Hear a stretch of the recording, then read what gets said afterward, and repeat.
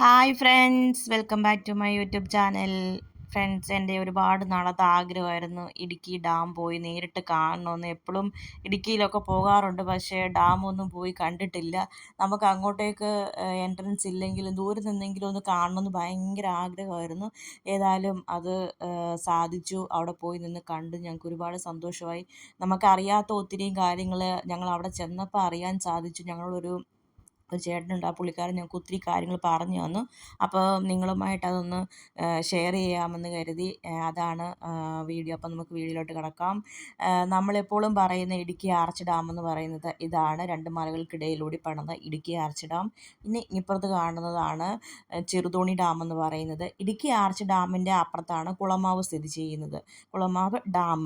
പിന്നെ നിങ്ങൾ ശ്രദ്ധിച്ച് നോക്കിയാൽ കാണും വൈശാലി കേവ് എന്ന് പറയും. ഇടുക്കി ആർച്ച് ഡാമിൻ്റെ തൊട്ടിപ്പുറത്ത് ചെറിയൊരു ഗുഹ പോലെയുണ്ട്, അതാണ് വൈശാലി കേവ്. ഓൾഡ് മൂവി വൈശാലിയൊക്കെ അവിടെയാണ് ഷൂട്ട് ചെയ്തിരിക്കുന്നത്. പിന്നെ നമ്മളെപ്പോഴും കേൾക്കാറുള്ള കുറവൻ മലയും കുറത്തിമലയും, അതിൻ്റെ ഇടയിൽ കൂടെയാണ് നമ്മൾ ഇടുക്കി ആർച്ച് ഡാം പണിതിരിക്കുന്നത്.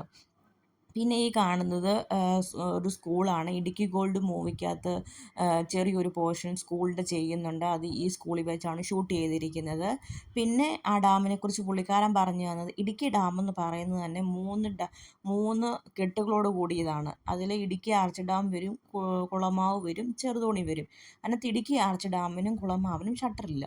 ചെറുതോണി ഡാമിന് മാത്രമേ ഷട്ടറുള്ളൂ. ഇവ എന്തെങ്കിലും കേസ് ഉണ്ടായി കഴിഞ്ഞ് കഴിഞ്ഞാൽ ചെറുതോണി ഡാമിൻ്റെ ഷട്ടർ തുറന്നു വിട്ട് വെള്ളം കുറച്ച് കുറച്ച് ഒഴുകിക്കളയുകയാണ് നമ്മൾ ചെയ്യാറ്.